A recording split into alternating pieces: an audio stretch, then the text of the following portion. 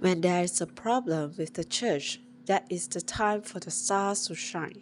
Many of us have to be the shining stars. We need to contact Christ, we need to contact the church, and we also need to contact the shining saints.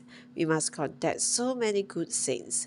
When you come to a living brother or living sister, don't you sense an amount of light? That when you enter their presence, you are under a certain kind of shining.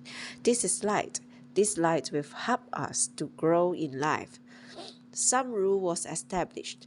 The lights God made on the fourth day were established to rule over the day and over the night by their shining. The light not only shines, but also rules by its shining. Where there is shining, there is ruling.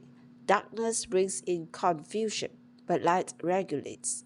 For the growth of life, we need the ruling and the regulating of the fourth day lights. The lights on the fourth day also divide the light from the darkness. The separation of the light from the darkness, as we have seen in message 3, had happened already.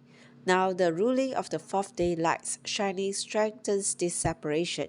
For the growth of life, we need the ruling of the lights and also the strengthening of the separation. This is the second requirement for the growth of life. The living creatures in the water were generated. On the fifth day, the lower life with the lowest consciousness came into being. Although every form of animal life has some level of consciousness, some lives are higher and others are lower. First, the fish are mentioned, the animal life with the lowest consciousness.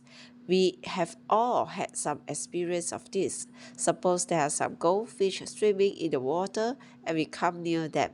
They will be frightened away. However, if we scatter some food into the water and keep away, all the fish will return. This life is higher than the tree life, higher than the plant life. Although it is not very high, it is higher. This is the first step of the growth of life. The fish in the sea live in salt water.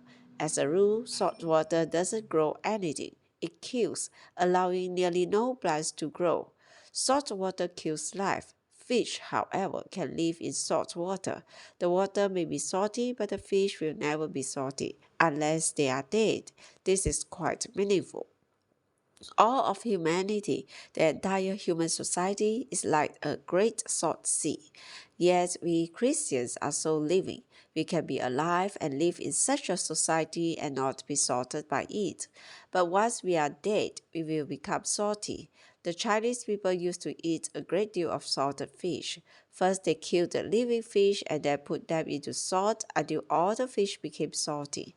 When the fish were living, salt could do nothing to them. They could live in the salt water. This is wonderful.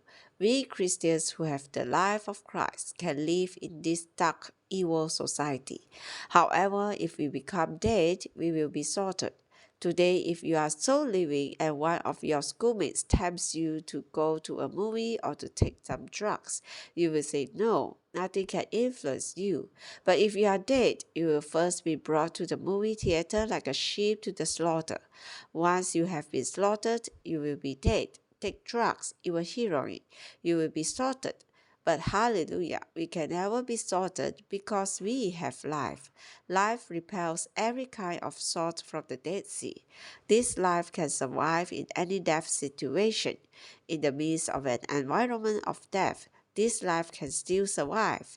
This is good, yet there is more.